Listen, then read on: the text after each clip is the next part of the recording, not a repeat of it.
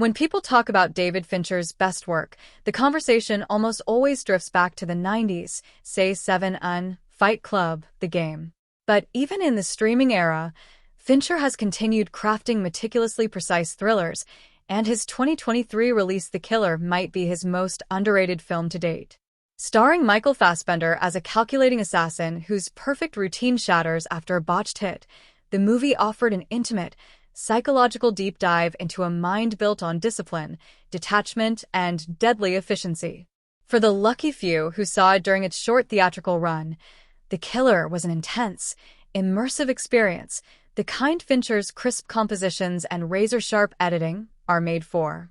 But most audiences met it on Netflix, often distracted, phones in hand, lights on, losing the quiet menace and surgical precision that makes the film so effective.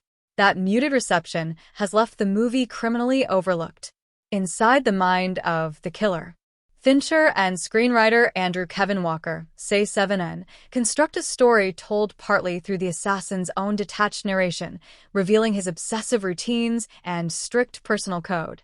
When his latest job goes wrong, his world of control and predictability unravels. He's forced to improvise, driven not just by survival but by pride, an unwillingness to accept failure.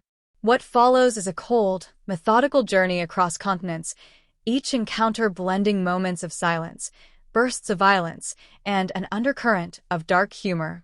Fassbender's performance, calm, precise, and chillingly self-assured, becomes the film's spine, while the cinematography, editing, and score build an atmosphere of taut inevitability. The humanity beneath the precision. Despite The Killer's remorseless efficiency, Fincher sprinkles in just enough humanity to keep the audience tethered.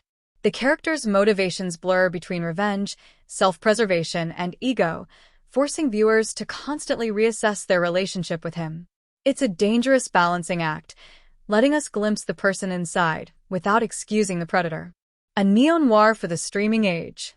In some ways, The Killer is Fincher's purest neo-noir of the 2020s, morally ambiguous, visually meticulous, and deeply psychological.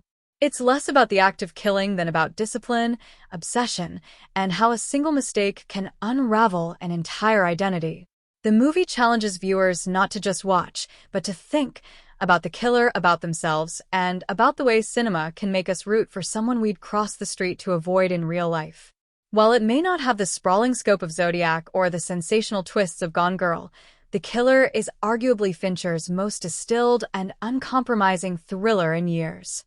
It's a film that lingers, cool, precise, and unapologetically methodical, and one that deserves far more attention than it received.